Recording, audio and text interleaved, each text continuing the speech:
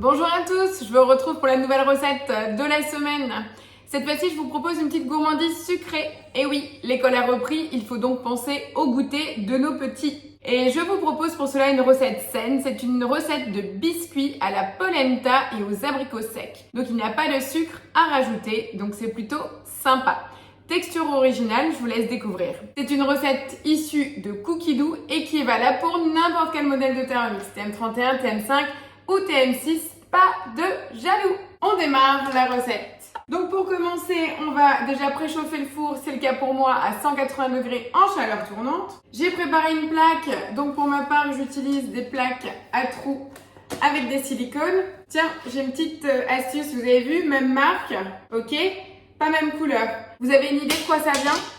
Alors effectivement, on pourrait se dire, il y en a un qui a été plus utilisé qu'un autre. Effectivement, ça peut être cela. Mais sinon, quelle est l'astuce pour à nouveau les retrouver blanchis comme le premier ? Eh bien tout simplement, c'est la même astuce que pour les épices sur le couvercle. Vous les mettez en plein soleil.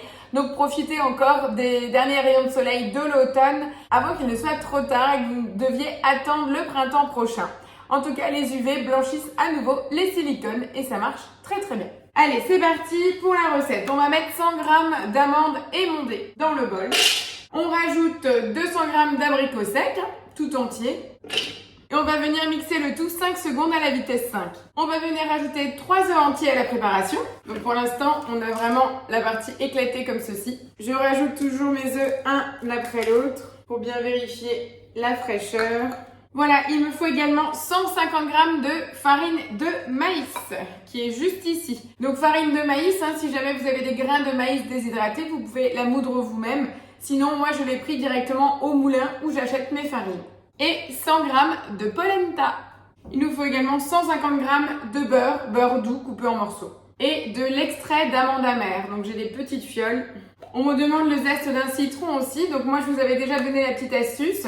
Quand j'ai beaucoup de citron, en fait, je fais déshydrater le zeste et comme ça, je le conserve. Donc, il est sec. C'est pratique pour la saison des bredala et ça m'évite d'utiliser juste le zeste du citron si je n'utilise pas pour autre chose. Donc, je vais rajouter mon zeste déshydraté. Il nous faut également 50 g de lait d'amande ou alors de l'eau.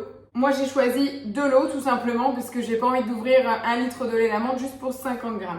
Et je viens rajouter le couvercle et fermer avec le gobelet doseur pour venir mélanger tout simplement 30 secondes à la vitesse 3 en sens inverse. Voilà, au niveau de la texture, on a encore des petits morceaux dans la pâte, donc vérifiez bien la texture que vous souhaitez et surtout en fonction de l'âge de vos enfants, si ces biscuits sont destinés aux enfants, parce qu'on a quand même l'amande entière. Regardez bien, sinon vous pouvez toujours ajouter quelques secondes à la vitesse 5 pour moudre un petit peu plus, tout simplement pour affiner la préparation. Voilà, donc au niveau de la quantité, ça va vous donner à peu près l'équivalent d'une trentaine de biscuits, donc ça va vous faire quand même un paquet de goûters d'avance. Donc là, je vais tout simplement prendre une cuillère à soupe et je vais venir étaler. C'est ce qui est conseillé dans la recette, donc je vais prendre à peu près la même dose. Et je vais venir les aplatir. Donc ça, c'est vraiment pour le goûter, c'est top. Vous pouvez facilement le mettre dans la boîte à goûter, ça craint pas avec le chaud. Et à la sortie du sport aussi avec l'abricot sec, vous avez suffisamment de sucre. Voilà, je vais continuer donc à préparer mes plaques. Et une fois qu'elles sont prêtes, il faudra les enfourner 10 minutes au four en chaleur tournante. Je vous retrouve tout de suite à la sortie du four. Voilà, je vous retrouve, les 10 minutes de cuisson viennent de se finir. Donc j'ai les premiers petits biscuits juste ici. Ils sont très sympas. En fait, il faut savoir qu'à la cuisson, ils ne bougent pas. Donc, la forme que vous leur donnez, ils ressortiront exactement identiques à la sortie du four. Donc, vous avez vu au bout de 10 minutes qu'ils ont pu un tout petit peu griller sur le dessus. Je trouve ça vraiment très, très sympa. Et ils ont vraiment la texture d'un sablé. Donc là, je vais encore laisser refroidir. Je vais en goûter un tout de suite avec le café, bien entendu. Mais en tout cas, voilà l'idée de recette pour un petit goûter sain pour vos enfants ou même pour vous-même quand vous rentrez du sport. Je vous fais une jolie présentation.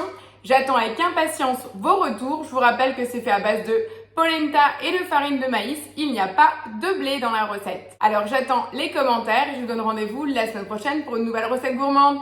Belle semaine. Ciao, ciao!